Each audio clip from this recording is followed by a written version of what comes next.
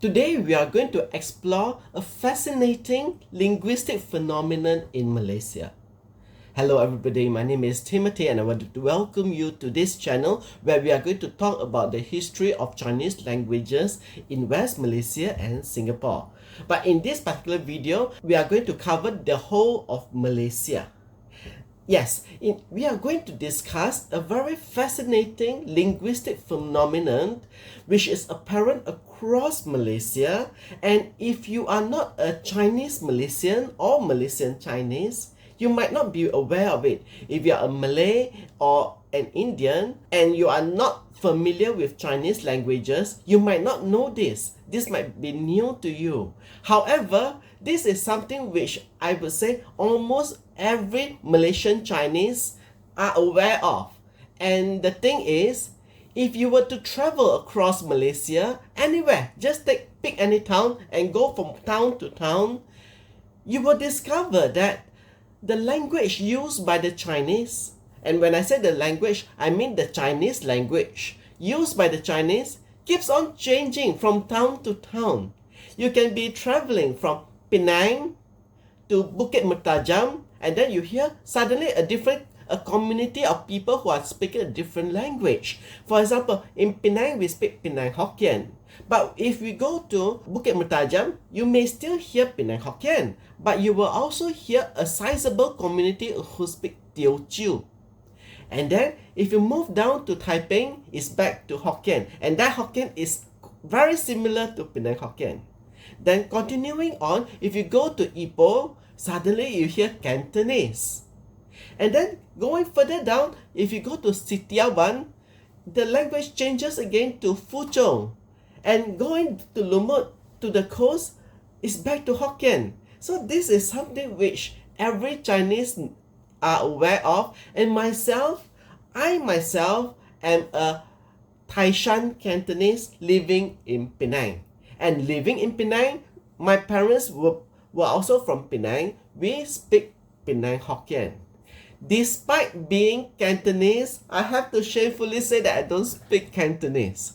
And because I don't speak Cantonese, and if you are aware, Kuala Lumpur is where Cantonese is spoken. So to me, I dread having to go to Kuala Lumpur where I have to encounter situations where I don't speak the language. And it's even worse because I am a Cantonese who don't speak Cantonese.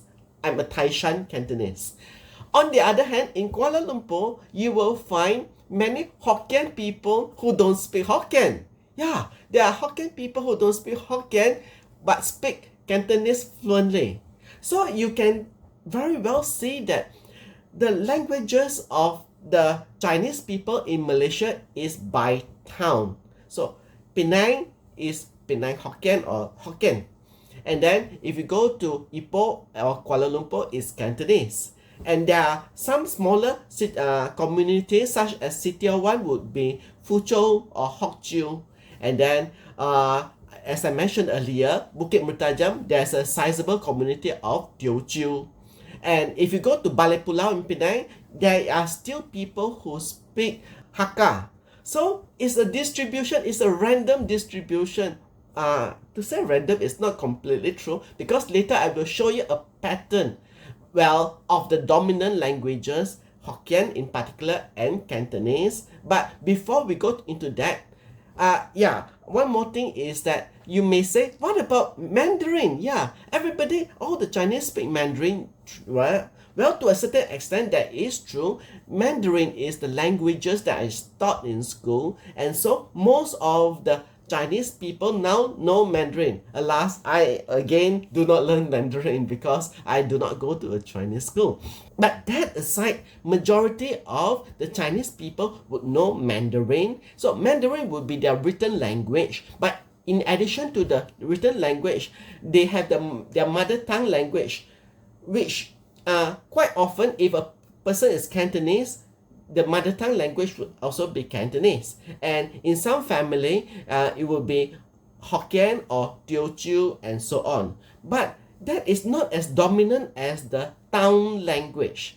When I say the town language, I mean such as Penang or Kuala Lumpur. So the town language for Penang would be Penang Hokkien. So As a result, most of the Chinese people in Penang, regardless whether they are Hokkien or not Hokkien, whether they are, like in my case, Cantonese, will learn and become familiar with Hokkien because that's our town language. Similarly, the town language for Kuala Lumpur is Cantonese. So whether you are Hokkien or Teochew, whatever, or Hakka, you may end up becoming familiar with Cantonese, and Cantonese becomes your Chinese language, almost like your mother tongue. And you may even discard your actual mother tongue. In place of that is your town language. And to further discuss this, let's listen to an episode of the China podcast where James Bryce and Jessica McFarlane will discuss this phenomenon, and later after that I will come back and we'll talk about why is this so. Why is this so? But first, let's go over to James and Jessica and listen to them. All right, let's jump into today's deep dive. And we're heading to Malaysia, but we're not here for just the beaches or anything like that. We're diving into all the Chinese languages spoken there. Fascinating stuff. Yeah, so like imagine you just got off a plane, right? You're ready to explore Malaysia, soak it all in. Yeah. You'd probably think everyone's speaking Mandarin, yeah. Right. Seems logical. Well, get ready for a surprise. You're in for a real treat. Because, yeah, while Mandarin's used a lot, especially officially, there's this whole other world of languages within the Chinese-Malaysian community, which is huge, by the way, about 23% of the country. And we're not even talking about, like, just accents here. Right. These are practically languages in their own right, different grammar, different words, the whole shebang. Okay, now you've got me hooked. So where do we even begin to untangle this? It seems like every time I read about Malaysia, there's another layer of history, another migration wave. And that's just it. History is baked into every word spoken there. It all goes back to those migrations from China, each wave leaving its mark, linguistically speaking. Take the earliest settlers, for instance, Hokkien seafarers coming in during the Malacca Sultanate. They were traders, yeah, but also setting down roots, marrying local Malay women. Now imagine their kids growing up speaking a blend of Hokkien and Malay, a fusion language, right from the get-go. Wow, so these fascinating blends have been there since the very beginning. And it wasn't just a one-time thing, right? More migrations meant even more linguistic diversity. Exactly. Think about the Ming Dynasty collapsing back in China. Yeah. Huge exodus of refugees seeking a new life, and many landed right there in Malaysia. They brought their hopes, their traditions, and their language, mainly Hokkien again, adding to that mix we see today. So each wave adds its own notes to this Malaysian symphony of languages. But it's more than just words, isn't it? It's like these communities really made an effort to preserve their languages. Spot on. This wasn't just individual scattering. They were forming tight communities, often based on where they were from back in China. And crucial to keeping that connection were their Hokkien, kind of like cultural centers, but laser focused on the language and ways of a specific group. I've read a little about those. They're not just social clubs though, right? Oh, no. They were vital. Think about it. You've arrived somewhere totally new, sounds are unfamiliar. The Hokkien offered a haven, a place to belong, to keep your heritage alive. It really highlights how language is tied to identity, especially for those early migrants. It wasn't just talking, it was holding on to a piece of home. Exactly. And this connection, it only got stronger with time. Fast forward to the 19th, 20th centuries, you have the tin mining boom in Malaysia. Huge draw for yet another wave of Chinese migrants, mostly Cantonese speakers this time, from Guangdong province, all looking for work and opportunity. So we're layering history onto the linguistic map of Malaysia.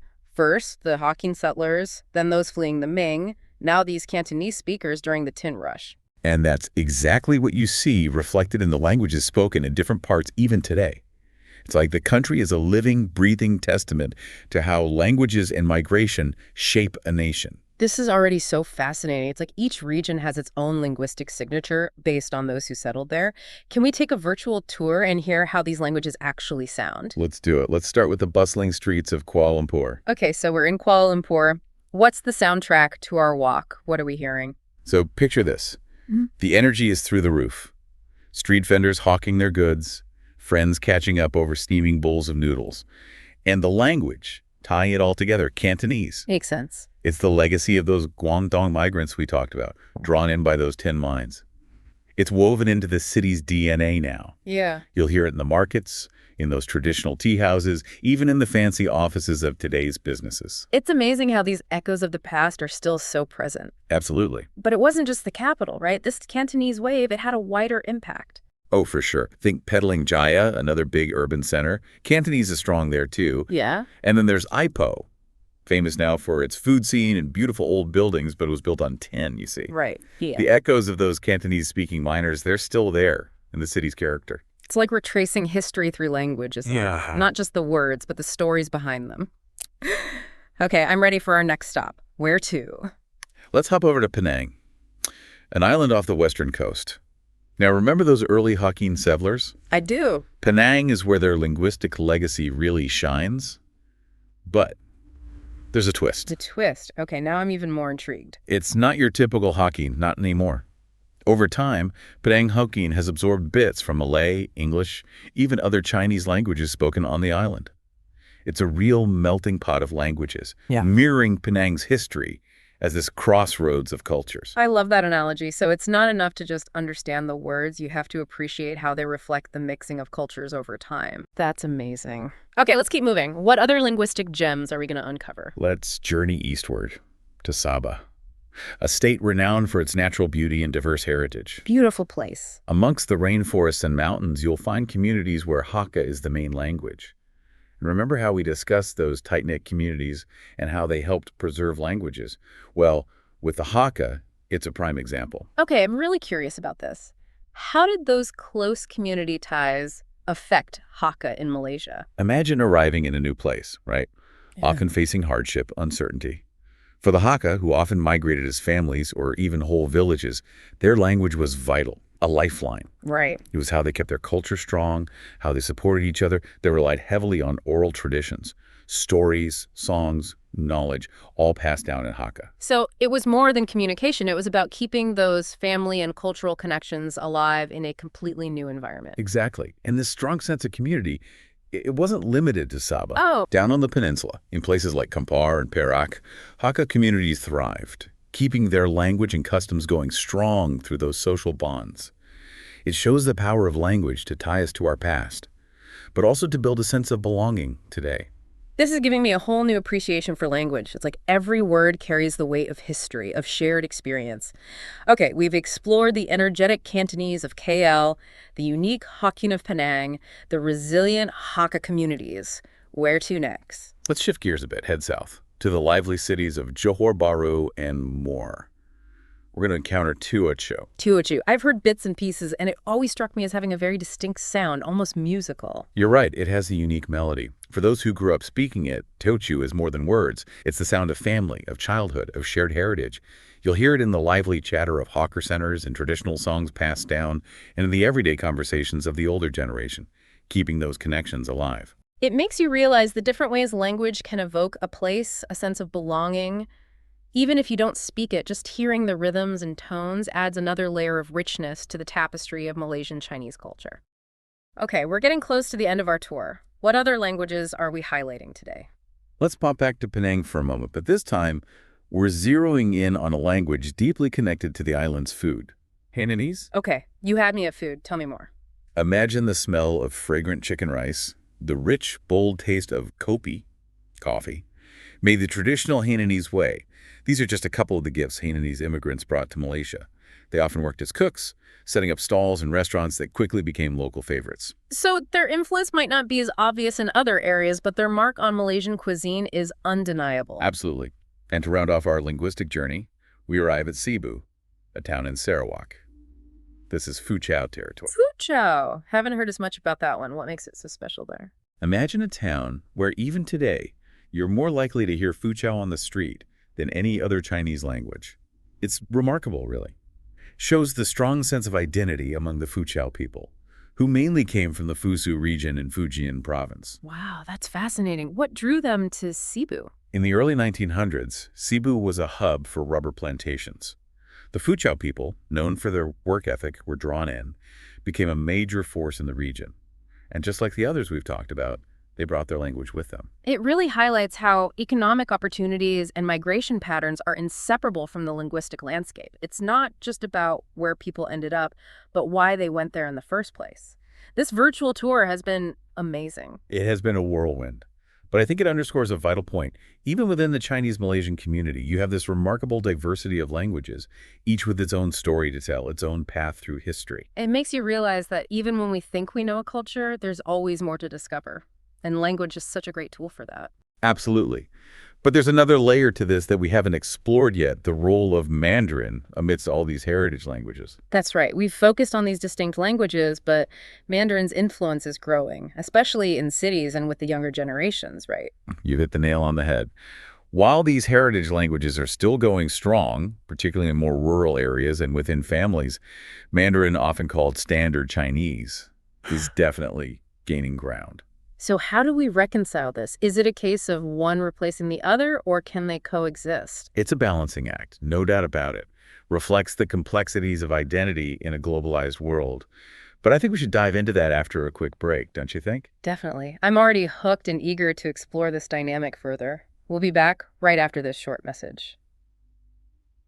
So we're back, diving right back into the heart of this linguistic tapestry in Malaysia. It's been quite a journey, hasn't it? It really has. Remember at the start, we asked you to imagine stepping off that plane in Malaysia, ready to experience it all. We wanted to go beyond that assumption that everyone would be speaking Mandarin, that it was that simple. And as we've seen, it's so much more intricate and captivating than that. Absolutely. It's not just about picking up a phrase here and there. It's about appreciating how deeply language and history, identity, even the taste of a place are all intertwined. You said it. Recognizing that even within one cultural group, there's this incredible spectrum of experiences, and language reflects that. So, as our listener gets ready for their Malaysian adventure, what's the biggest takeaway for them? It's understanding that language is so much more than just words. It's a powerful force connecting us to our past, shaping how we see ourselves and reminding us of the beauty of diversity. Even in a world where English, Mandarin, they're becoming so dominant, these local dialects, these heritage languages, they're precious. They truly are. It's like each one adds a unique thread to the overall fabric of Malaysia. But before we wrap up, we got to circle back to Mandarin's growing influence. How does that fit into this intricate linguistic tapestry? The million-dollar question. While those heritage languages are deeply valued, especially in rural communities within families, there's no denying that Mandarin, that Standard Chinese, is on the rise, especially in urban areas, among younger folks. So how do we make sense of this? Is it a battle between the two, or can they coexist? It's more of an intricate dance, really. Think about it. Mandarin opens doors wider communication, education, even economically. It's practical, essential even in a diverse society like Malaysia. Precisely. For a lot of young people, it's not about turning their backs on their heritage language. It's about navigating a world where Mandarin is becoming more and more crucial. Adapting to a globalized world without letting go of those cultural roots. Exactly. And that's where those Hokkien, those cultural organizations we talked about, they play a crucial role. Right. It's not just about preserving the past. It's about keeping those languages alive, relevant for generations to come. Exactly. They provide that space for young people to connect, to learn the language of their grandparents, to really understand those stories embedded in their family history. It makes you wonder, though, with globalization, with languages like English and Mandarin becoming so widespread, can these more localized languages really survive? It's a challenge for sure, not just in Malaysia, but globally. Right. But language is resilient, as long as there are people who cherish it, who speak it at home, who pass it down, it has a fighting chance. And in Malaysia, where they celebrate diversity, there's a real dedication to keeping this linguistic tapestry alive. That's really heartening to hear. It shows that globalization doesn't have to equal everything sounding the same. Exactly. It's about striking that balance, embracing the connections of a globalized world, but holding on to those unique aspects of our cultures, our languages that make us who we are. Could have put it better myself. And that's what's so important about these conversations. We're not just talking languages.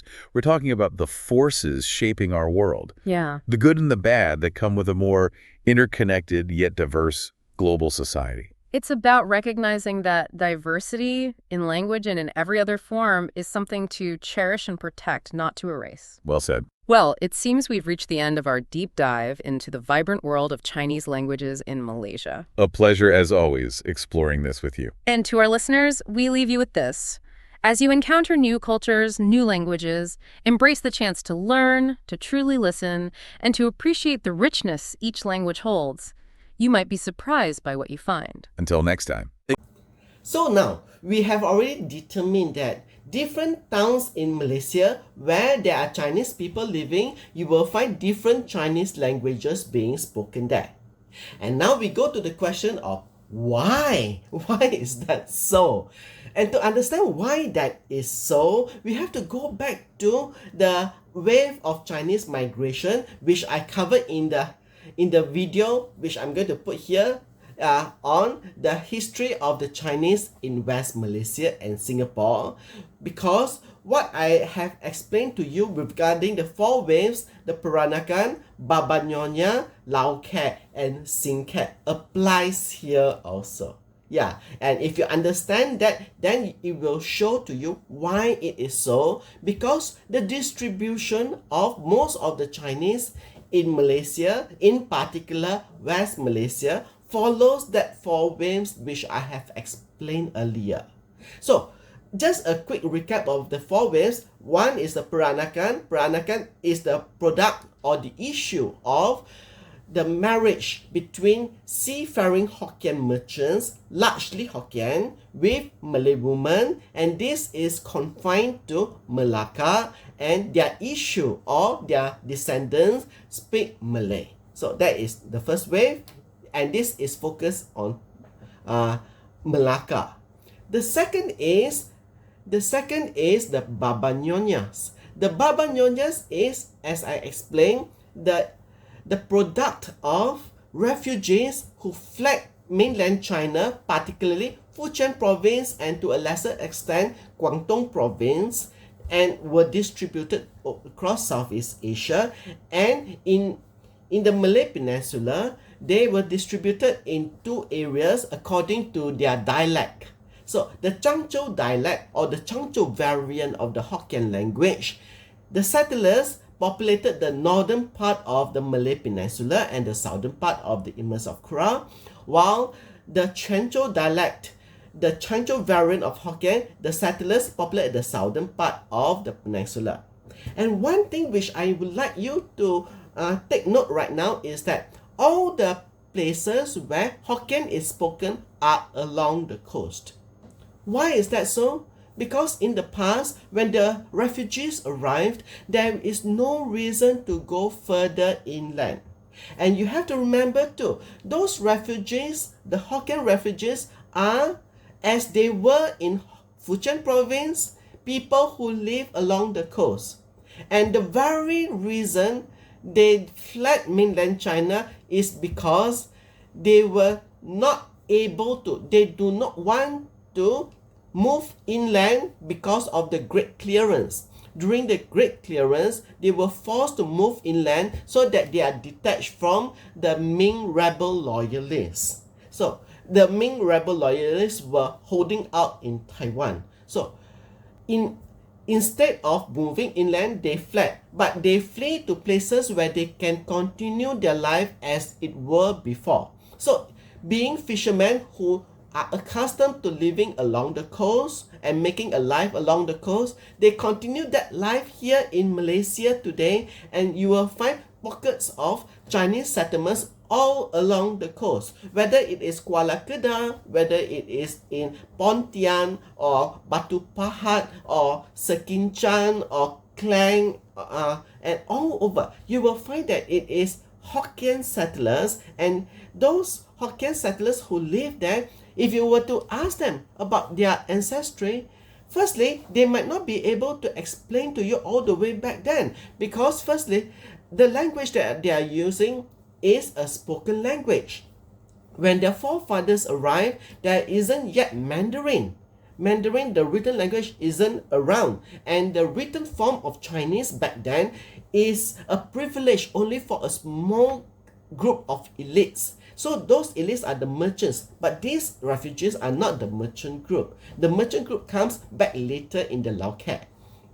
So if you were to ask the Chinese who are living along the coast, they can't explain to you why they are here, and they might even explain to you wrongly, because when finally history is written, there are new waves of migrants, and those migrants also settle along the coast.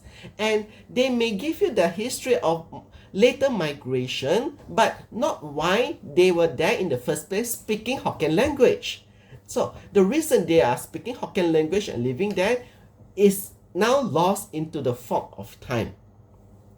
But you can see them because it's almost like they are replicating. The early pioneer settlers were replicating their lifestyle in Fujian province over here in Malaya, and they are living along the coast. But the Cantonese are not living along the coast. You will see that the Cantonese established towns in Ipoh, for example, or Kuala Lumpur, and these are further inland. They are not along the coast. And why are the Cantonese choosing to live further inland? Because of tin mining. So for the Cantonese, they are the Singkat, the new arrival. So the new arrival are actually the last arrivals. So when the Singkat arrived, they have no reason to live along the coast because they have an agenda, which is tin mining. If there were no tin mining, then there's no reason to go into the hinterland, into the jungle to establish a community there. But it's because of tin mining that those towns were established. And they were established by people who are Hakka and Cantonese. But the Cantonese is the dominant language, and over time, Cantonese become the language spoken in those tin mining towns of Ipoh, Kuala Lumpur, and Seremban, and so on. With the exception of Taiping. Taiping was established by the merchants who are in Penang. So this is the early part of tin mining, and because the merchants in Penang established tin mining in the Larut Valley where Kamunting and Taiping are, as a result, Hokkien was transplanted. The Hokkien that arrived in Penang was then transplanted to the Larut area, and you will find that Penang Hokkien, the Hokkien as we speak in Penang, is also spoken in Taiping. And on the East Malaysia side, we'll find that Hakka is spoken and Fuchou is spoken, and also Hokkien. In Sabah, for example, you'll find that the dominant Chinese language is Hakka. But in Kota Kinabalu, you also find a sizable community who speak Fuchou. So these are actually later arrival in the 19th and turn of the 20th century, where after the Hokkien has actually established the infrastructure of where the Chinese people are living, then came the later community such as the Fuchou people. So when the time the Fuchou people come along, they come in quite a sizable number, and they choose places to settle, such as, for example, in Sitiawan. If you go to Sitiawan, you will find that a sizable community of Fuchou people, but there is still Hokkien spoken around there because Hokkien came first, and then the Hokkien people more or less prepared the infrastructure, and then came the Fuchou people or the Hokkien people, and the Hokkien people, because they are quite a lot of them, so they were able to retain their language.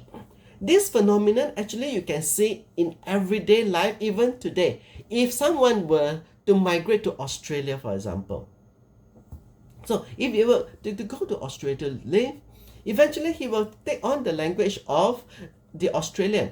However, if the number of people going to Australia is sizable, let's say for example, the Penang people, if you go to Australia and you are standing alone, eventually you will be speaking English all the time, and over time you may get familiar with the Australian accent, and when you come back, people are hearing, oh, you are speaking with an Australian accent. So because you have become naturalized or assimilated to the Australian culture. And it's the same over here.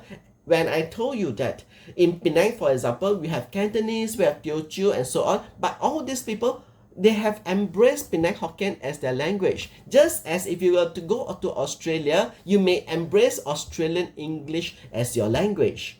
However, if there's quite a sizable number of you, let's say a lot of Penang Hokkien speaking people go to Australia to live, and they get to be in communication with each other, then even in Australia, whether it's in Melbourne or Sydney or Perth, anywhere, you can still hear Penang Hokkien being spoken. So what we need for the language to survive is a critical mass, enough people using the language, then it will have a chance to survive in its host country. So it's the same whether it's far away, whether it's in Australia and so on, or it's right here in Malaysia, where if there is a sizable number of people, like for example, if a sizable number of Hakka farmers were to move to Balik Pulau and to settle in Balik Pulau, that's why if you go to Balik Pulau, you will hear Hakka being spoken by a sizable number. But this sizable number are always prone to what I call as erosion. That is to say, the dominant language will always try to erode whatever that is there. So those languages which are in the minority will always be eroded by the dominant language unless something is done about it. And that is what we see with Mandarin. Mandarin is a more dominant Chinese language because it's taught in school, and because of its dominant position, it is eroding the use of those mother tongue or town languages. And that is something which is of concern to many Chinese, because for us, our town language or mother tongue language is part of our identity. We do not want our identity to be sandpapered away so that we become so uniform Mandarin speaking people. We want to preserve what we are, who we are as a community, and that comes to why this particular YouTube channel was set up. Learn Penang Hokkien was set up in order to preserve, develop, and modernize Penang Hokkien. And modernizing the language is important because every language that wants to survive is continuously modernizing. Even English that we are speaking right now, every year new words enters the English language. Some slang words which we are hearing for the first time on social media, and words are also dropping off, that people stop using the language, the words anymore. And sometimes when you hear that word being used, you are a little bit taken aback because we have not used that word in English for a long time. Often a different word has transplanted that word, replace it. And also, as we move on with technology, there will always be new words coming in. So with our town language or mother tongue language, in order for these languages to survive, we need to be willing to accept modernization. So otherwise, if we want to keep our language frozen in time, yes, it's like putting it in the freezer, but it will die in the freezer. That is not what we want with Penang Hokkien. And through this YouTube channel, we are working to preserve the language. But at the same time, I've been doing this for the past 11 years, preserving the language. And it is not something that you can do like immediately. Preserving a language takes time. You see, I've been working on it for the past 11 years. Now, if you Google for Penang Hokkien Dictionary, it's the dictionary that I created. If you look up Taiji romanization, it's the writing system that is created to preserve the language. But with all the experience that I have, I also would love to help others who want to preserve their mother tongue language, whether it is Teochew or Hakka or Taishanese and so on. Because unfortunately, I only speak Penang Hokkien. Aside from the written languages like English or English, Malay, and to a smaller extent Mandarin, I only speak Penang Hokkien. So preserving it would be for me just preserving Penang Hokkien. But if you speak Teochew or Hakka and you are passionate about preserving your language. We can always talk, and I can share with you what I have done, and I would even open up my dictionary to embrace words that you are using, and I can even share with you the writing systems that I'm using to preserve the language. And so, everybody, my friend, that's our video for today. I hope you enjoy it, and in our subsequent video, we will talk about other aspects of the history of the Chinese of West Malaysia and Singapore. Today is not West Malaysia and Singapore. Today is all Malaysia. But nevertheless, I hope you have an enlightening experience time with me, and I look forward to seeing you again. Don't forget to give this video a like so that YouTube will share it to more people. And if you enjoy videos like this about the languages that the Chinese speak, please subscribe to the Learn Penang Hokkien YouTube channel. It's not always about Penang Hokkien, it's about Chinese in general, and you may get a lot of information that you find very amusing maybe, or peculiar. Anyway, thanks so much for watching. Kam sia lu, 姐姐。